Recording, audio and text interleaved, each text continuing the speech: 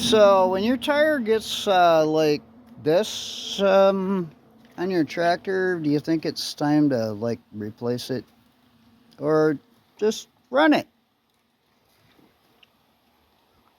I don't know, but I hate to see this when it blows out because it's going to be ugly. Oh boy. You know, one of those days where you start out to do a simple job, turns into a 3-hour freaking nightmare. And enough of this. I think this is done. A little flappy and pokey. Happy and pokey. And, well, I just figured I might as well change it out. It's, like, done. Yep. That's a high-quality piece of rubber right there. But, the reason it turned into a 3-hour job is because, number one, it was seared on there and it was just absolutely cooked. But, that's a 14-inch tube and a 15-inch tire. Do you have any idea what a tug-of-war that is to get out of a 15-inch rim? Most people would have cut it, but it was a good tube. And I'm cost effective, cheap, thrifty, hoarder. Now, we have new and improved actual tractor tire. The correct one for a 706 Farmall. Managed to find at my local tire shop, which I do a ton of business with. Managed to find 4 of these actually off a wagon that came in, and 2 of them were in just premium shape for what I need. So, oh yeah, by the way, the 706 got a loader. I was working on that, and I do have a video on this that I haven't released yet, but I should. It's funny in a way, but in a way, not so much. Not for me anyway, maybe for you. Anyway, yeah, no, the 706 got an actual International Harvester loader, so I was pretty happy with that. Bucket's kind of a cobble job, quick change thing, and there's supposed to be a manure bucket with it too, with tines on it, but it don't fit inside there. So, just glad I got a loader. I'll take it. Wish I had a backhoe. Anybody who's got a backhoe that they really don't need and needs some tinkering, let me know, because that's just a tool that every single farmer and rancher should have, is a backhoe. Tractor with a loader is cool, but I mean a backhoe. I went without a tractor and no loader for a long time because I sold my 40, well, it blew up the motor in the 4020, and then I sold the 4020, so I didn't have one. Well, I use a plow truck to plow snow, and the loader just, you know, I mean, I have a shovel. I'm a man. I can do things, just slower. So, anyway, so we're going to go from, we went from that to that, and I'm pissed at that. And usually only 15-inch tube I had left in the shop. And now I figure, well, what the hell, I did one side, I might as well do the other side. So, if I find a 14-inch tube inside this tire, I'm going to be pissed. I won't use the language that I'll be using on YouTube. I will save that for another moment. But, yeah, no, this rim is going to get this tire right here, and these are really old and they're hard and they're really hard to get on. The machine fights. It's an expensive machine. It was a lot of beans, but it fights to put them on because they don't want to. They just don't want to flex much. But that's good because it's a tractor tire and you don't want them flexing all over the place and doing weird things. But I'll be back after I get done swearing a lot and cussing and saying things that everybody's heard but nobody needs to hear.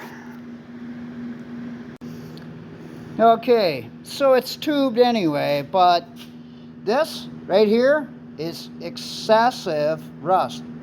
Somebody must have had fluid-filled tires in the front of this tractor at some time, or wherever these rims are from, because they are so horribly pitted. I have a hell of a time getting the tire off because it fought to get over this edge. So what you do, worst case scenario, you have to take a grinder to it and grind it down, smooth it off, go around the bead edge, take off that really lumpy gravy. That it's not an issue of sealing the bead because you're running a tube. It's an issue of it just gets worse from moisture and everything else. If you clean it up once, it'll last for a really long time. Also, getting the tire to slip over this edge when it's so rough, it doesn't want to sit up on there, and you have to put an excessive amount of air in the tire, and that is dangerous. So I just thought I'd throw that little tidbit into this video, because when I found this, and I had a hell of a time getting this tire off too, and guess what? That's a 14-15 inch tube. So that one's slightly bigger, so I could reuse it, but I'm really tempted to go down to the tire shop down the road here and buy a LT tractor tube that's designed specifically for this kind of use. These are automotive tubes. This is an automotive tube. It did fine, but it's an automotive tube. I've looked it all over, and it just looks like it. It's not thick and beefy. It won't go to waste around here, I'm sure, but, you know, and there's a certain amount of stuff, you know, after a while, you know, they get rust and nastiness and whatever else, and so replacing the tube when you throw tires on is not a bad thing. And this one here, you can even see it's got the adapter to go to larger sizes, so it was probably a farm store tube. And somewhere on here, oh, there it is right there, it says 14-15. So that means it'll work in a 14 inch, it'll work in a 15 inch in a car tire or light truck application. Not in that. So I'll be going to buy one of them. Damn it. So my camera wouldn't shut off, but I missed out and lost a whole part of this when I was putting the other tire on. So this is a brand new tube, and as you know, the tire project that was going on here, it is actually finished, but I went out and got a brand new tube of the proper size versus the one that wasn't the proper size, but did the job anyway. It would have been a nice spare, and good thing I kept it for a spare, because this happened. It got caught when I was trying to put the tire on, and it was in the valve stem hole, and it got caught, and this was biting the tire too much. I didn't catch it right away, and next thing I know is boop, no end. So that's 20 bucks shot to hell. So this project is done. It's got new rhubarb on the front, so we're ready for race day, so to speak. And tractor was running really stupid, and wouldn't even idle or wouldn't start, and try to choke it, and this thing is never screwed up. And I got the lesson, Carl lesson, ain't got no gas in it. And I can't believe how stupid I was. When I checked the tank, it was like barely anything in the tank. So now it runs great. Gave it some fuel. Anyway, well, this thing's ready to do work and dig things and move more logs and do more farm things. But I just love this old 706. This thing just, I hate the way the transmission is on it, you know, and the way this thing acts, because this is so weird. I'll have to explain all this, because you get my shadow in there because it's dark. I have horrendous lights out here, obviously. LEDs are a trip. I'll have to explain the how this old system works with the oh good God, why can't I think of what this is called?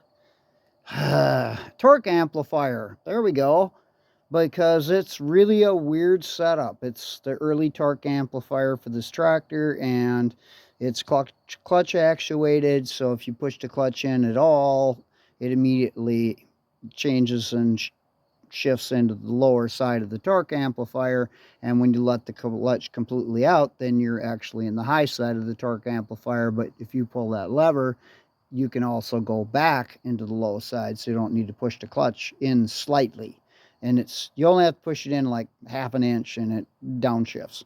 It's the weirdest thing I ever seen. It's not anything like my other 706. And I did as much research on this as I could. If somebody knows a lot more about a 1964 706 with the torque amplifier system, I'd love to learn more about it, and if this is adjusted properly or not, or what the story is, because the guy who owned it said he couldn't adjust it any better than what it is. So I don't quite get all that. So I looked at the mechanism itself, and it makes perfect sense for what it's doing, but it's the most awkward thing in the world. I like my 66 706 way better. Plus, that tractor, for some reason, is horrendously bigger and taller, but I know all the sheet metal works. It's supposed to, anyway. So, anyway, that's the end of this little party. New rubber up front, loader bucket on. She's come a long ways. So, anyway, hopefully I can get the videos that are on my laptop. I'll probably post this one anyway, but hopefully I can get the videos on my laptop to show when I did a lot of the previous stuff to this tractor, because it was quite a bit, actually. I have an editing software dilemma on my old camera. I use my phone for almost everything now, since I got some really good software from my phone. So anyway, like and subscribe if you want to see more international stuff, because we got more coming. We got to get the 706 fired up and take it for a cruise over to one of my kids' place. He's going to put it inside for the winter, and it's going to be a bit of a drive. I don't know if I'm going to video all of it, because that thing's a handful going down the highway. All these are. The whole shifting mechanism in these 706s is the most ill-tempered POS I've ever seen in my entire lifetime. It's just, everything gets worn. Once it's worn slightly, it's impossible to shift. It sticks. It doesn't shift right. It just is a freaking nightmare. For driving around low speeds and just doing steady stuff, you know, I mean, it's no big deal. So, yeah, well, so today we went from that garbage to that sexy. So, anyway, like and subscribe on this stuff. Like I said, we're going to do more stuff. This is supposed to be painted today, and I never got there. It's been on hold for like 2 weeks because everything gets in the way around the ranch. And then there's that cat. It wants food, and it's retired. It's 14 years old. It's a retired mouser. She expects to be fed and catered to, and she will tell you all about it. Freaking cat. So, anyway, got more stuff to do. Hopefully, I'll be able to get to that car soon. That's been waiting in line. I just got too many balls in the air and just keep swinging and knocking them out of the park. That's the way life is. So, anyway, you guys take care. Thanks for watching. Appreciate everything. And I got some of them I got to do too. A lot of them. Stacking up. No work, and then all kinds of work, and then the guys that was getting me to do the work said, "Whoa, stop! Don't do anything. We don't have any money." I heard that about 15 times this year. Really weird. So, anyway, got off track. ADD moment. Like and subscribe, and I'll get you guys some more cool stuff. So I am going to explain this, because it's daylight now, and I can explain this torque amplifier system in 64, which is kind of quite a working marvel of things. But when you push the clutch pedal down slightly, just like that, you're not actuating the clutch at all, because you're not moving the clutch rod, not even getting into the throwout bearing.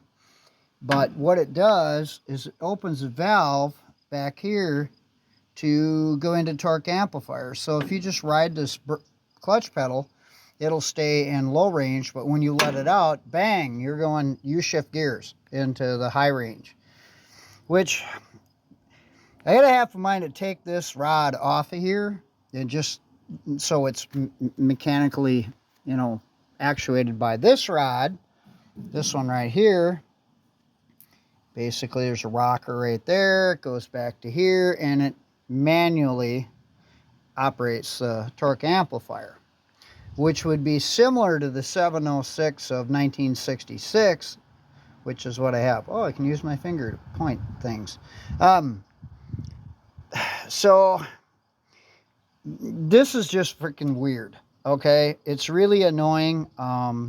It's a kind of a shift on the fly thing, so you're always using your torque amplifier when you're just, you know, moseying around, you know, and if you want to go into somewhat of a higher gear, into the high side of the torque amplifier, you just let the clutch all the way out. But it shifts hard. I mean, it really bangs when it does that, because it's just going into the other side of it. And I can't help but feel that that would be detrimental at some point. But to disconnect this entirely would put you to, you're in either low range or high range or wherever it's at, which would be actually high range. In all honesty, without that there, you'd be in the high range of the torque amplifier.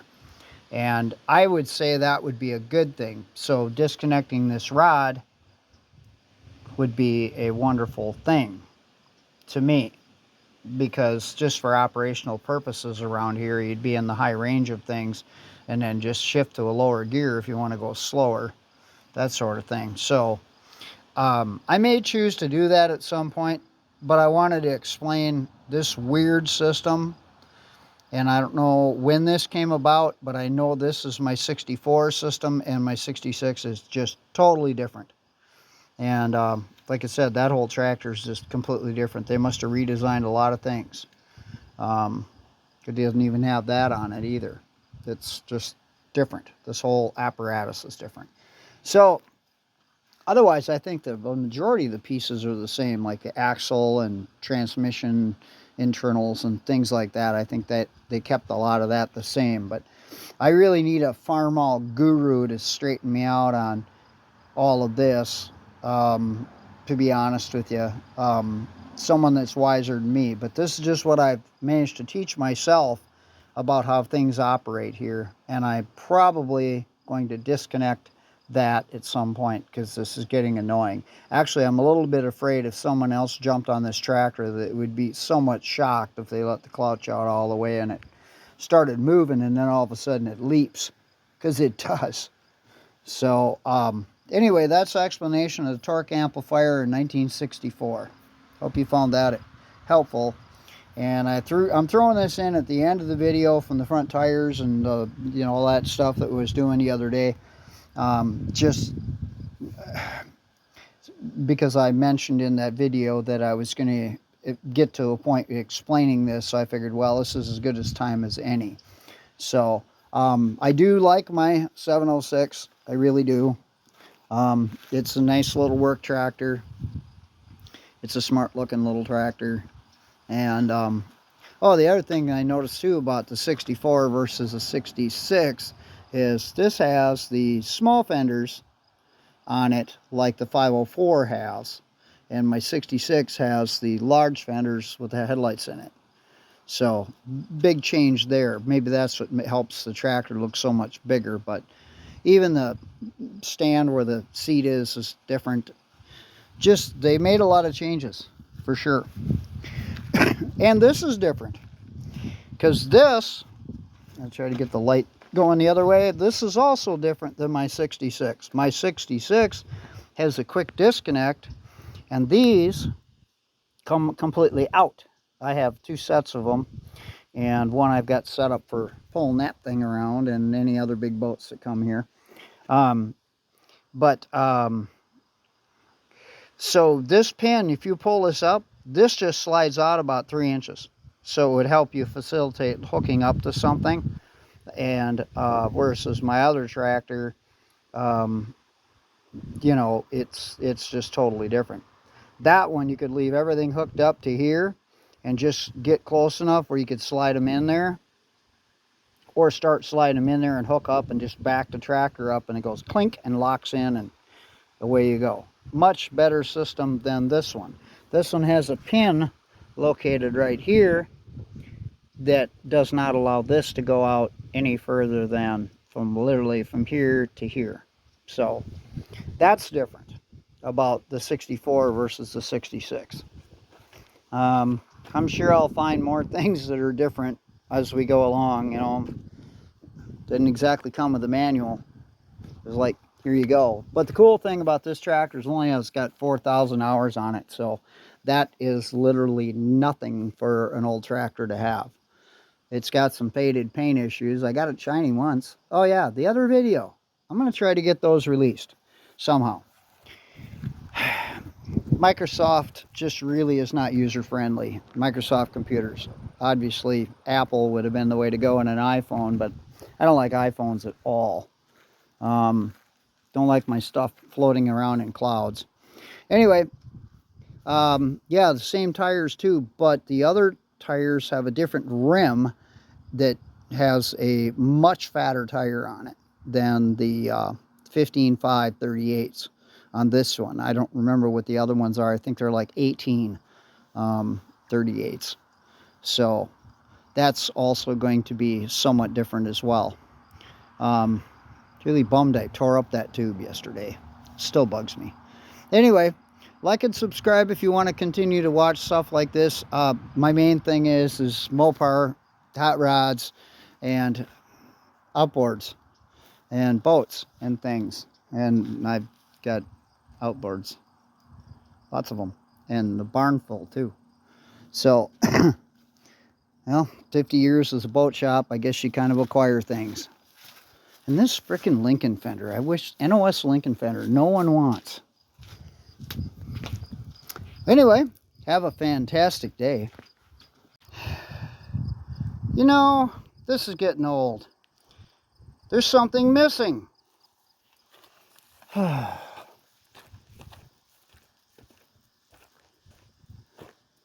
That. Seriously. Never done that before. Why? Here's a preview. In the next episode of my broke-ass tractor, we're going to remove this spindle and remove the spindle from this hub, and we're going to weld it because I can't find one without extreme expense. So there's that. And I have all the equipment to do so. So this is a preview for the next episode in Broke Ass 706. Don't ask me how I did that. I don't want to talk about it.